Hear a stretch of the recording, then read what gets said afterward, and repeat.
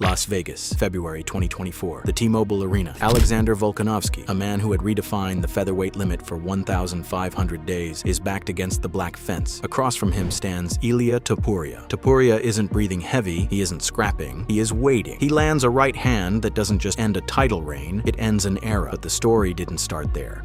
It started months earlier, when Topuria updated his social media to 15-0 and UFC champion. While Volkanovski was still the pound-for-pound king, the world called it arrogance. They called it a Conor McGregor delusion. They were wrong. Topuria wasn't guessing. He was performing a calculation. Today, as we sit in May 2026, Topuria is preparing for June 14th, UFC Freedom 250 at the White House. His opponent is Justin Gaethje, the personification of American chaos. The betting lines are shifting. The fans are screaming for Gaethje to humble the Spaniard, and the narrative is the same as it was in 2024. He's too cocky. He's trying too hard. He isn't real. What the world misreads as pure hubris is actually the foundational bait for the most precise counter-striking architecture the UFC has ever seen. Everyone who fights Topuria makes the exact same mistake. They land the first punch, they feel it connect, and for a fraction of a second, they believe they're winning. That fraction of a second is when Ilia Topuria destroys them. Most people think counter-fighting is a reactive response to an attack, but Topuria has inverted the entire concept. He manufactures the counter. He doesn't wait for your offense. He invites it, controlling your behavior before you've even thrown a punch. By the time your fist is moving toward his face, his entire body is already structurally positioned to make you pay for it. This is not instinct. This is engineering. The answer to how a featherweight champion maintains a devastating finishing rate against elite opposition isn't that he's faster or stronger. It's that he has engineered a system where getting hit first is a distinct, calculated, strategic advantage. This system begins entirely with his stance. Topuria fights in a square, upright posture that most traditional striking coaches would label a cardinal sin. An upright stance leaves the chin exposed. A square stance presents a much wider, flatter target. Every fundamental in combat sports commands you to stay side-on, stay low, and protect your center line, yet Topuria completely ignores it. He ignores it because his posture is not a defensive shield. It is a sniper's trap. When he stands square and upright, he is explicitly showing you the target and daring you to swing. The moment you commit to that trajectory, his head movement takes his center line completely offline.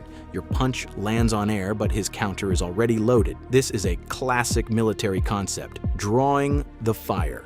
He manipulates the opponent into believing his chin is a vulnerable target, when in reality, it was simply the bait for an execution. Look closely at the 90 seconds preceding the Volkanovski knockout. Volkanovski entered the cage as the pound-for-pound #1 fighter on Earth, a historic champion who had cleared out generations of contenders. Topuria spent the early exchanges allowing Volkanovski to establish a rhythm. He absorbed a jab, he took a body shot, and he let the champion's brain register success. This is a highly specific 3-beat system. Beat 1, give them the first exchange. Beat 2, make them believe it worked. Beat 3, punish the confidence. The moment a fighter registers a successful landing, they instinctively load up for a second shot. That is exactly when Topuria slipped outside Volkanovski's right hand and returned a devastating left hook that the champion never saw coming.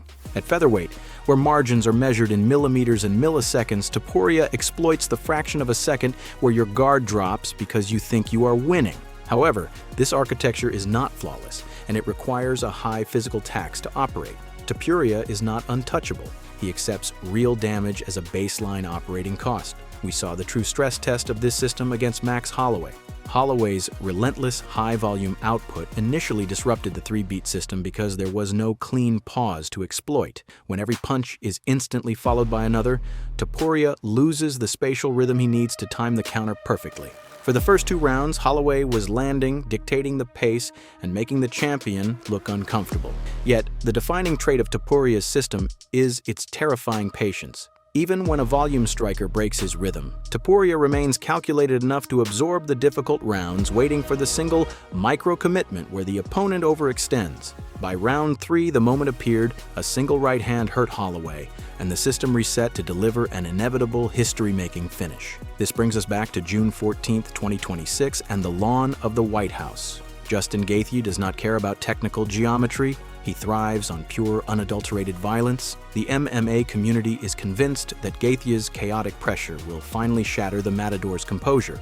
But to defeat Topuria, Gaethje must enter the pocket, a 12-inch space where Topuria's hand speed is statistically the most lethal in the sport. Gaethje will land first because that is what the system dictates. He will feel the success, he will load up for the second shot, and he will step directly into the trap that Topuria has been building for him since 2024. The world will watch UFC Freedom 250 expecting a chaotic war of attrition. Yet Topuria is expecting a routine mathematical proof. If you want to understand the sport beyond the casual narratives, you have to look past the first punch. Because in Topuria's world, that punch isn't a mistake. It's the plan.